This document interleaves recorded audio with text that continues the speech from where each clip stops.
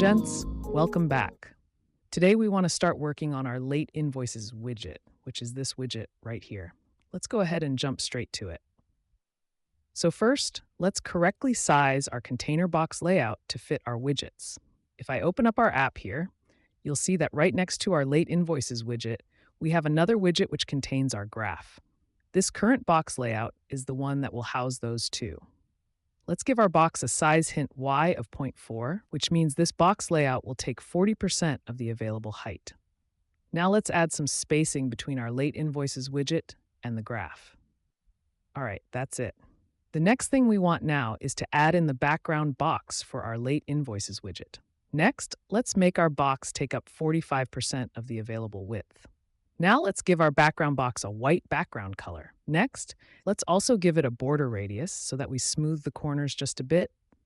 And then let's also make sure that its children don't stick to the edges with the padding property. Finally, we want this background box to align its children vertically. That's it. Now let's go ahead and duplicate this box layout because we're going to use this box layout for the graph in a later tutorial.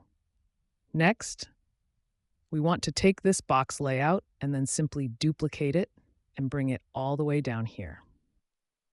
This box layout is going to be later used as the shipments table, so it will just take whatever height is left. Let's save and run this. As you can see here, we have our two boxes for our Late Invoices and graph widgets. And then down here is where our shipments box we added last is located. Excellent. Let's start working on our Late Invoices widget. Let's go into our background box here and add another box. We want a static height for this box, so set its size hint y to none. And then let's go ahead and set its height to 32 pixels. Next, set this box's border color to be our theme S divider color. So just to show you, the box layout we are creating right now is the one that contains the title right here. If you look closely, you'll see it has a bottom border with a gray color. That's the divider color. And now for the real magic. Remember when we created this background box widget, we added a property allowing us to specify whether we want an all-round border or just a border at the bottom.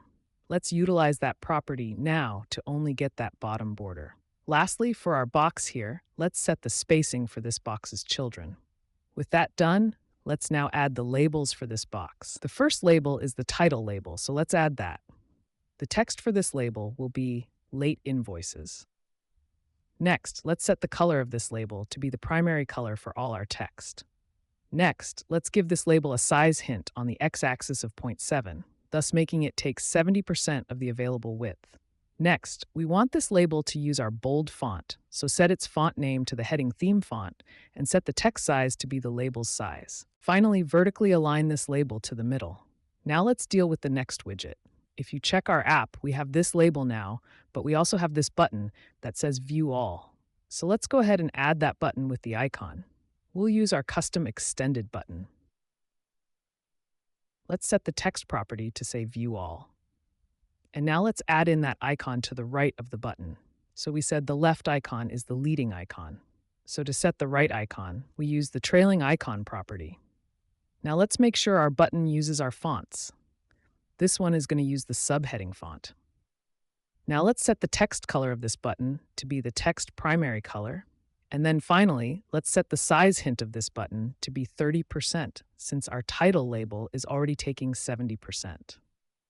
Now, we don't need to set a background color for this button because we want the background to be transparent. And by default, that is what it is. With the button out of the way, let's work on the next widget set, which is the header section of our Late Invoices table. Let's go ahead and add in another background box because we are going to need a bottom border for this one as well. We want a static height for this box as well. So set the size hint y to none because we want to set a static height of 32 pixels. Now the border color for this is going to be the divider color in our app theme.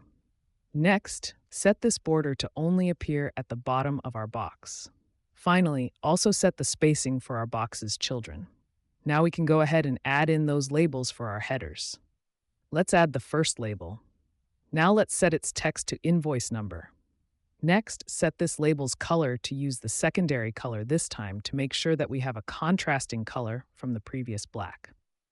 Next, we want this label to use our theme subheading font. Now let's reduce the default size of this text by setting its font size to H5, which is the second smallest font size in our theme.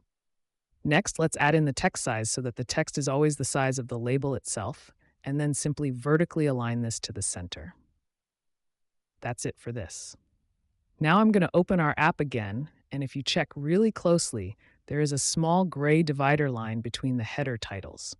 Let's add that next. To make things easier for us, since our background box gives us a color property, we're going to use to create those vertical lines. So first set the size hint to none, and then make sure that the width of this box is just 1 pixel to give us that thin line effect. Now let's go ahead and make sure we add in a background color for our box. We'll use the color primary BG property, which is the same color as the background of our app. With that done, we can simply copy this and paste it down here after the background box. And now we want to change this label's text to say price. Let's also copy our divider background box and paste it below the price label. Now let's simply duplicate the price label again, copy it down after the background box, and change the text property to say date. Now let's add in an empty widget. This widget is going to be our bottom spacer. Since we are spacing with this widget, let's give it a static height. This will determine how big the space is. In this case, this will be 8 pixels. Let's finally add one last box here to take the remaining height. With that done, let's save and run this. You will notice now we have our start for the Late Invoices card and our headers all set. Now we're ready to start filling in the invoices themselves. And that is exactly what we will do in the next tutorial. Thanks for watching. All the code for this tutorial will be in the link down below.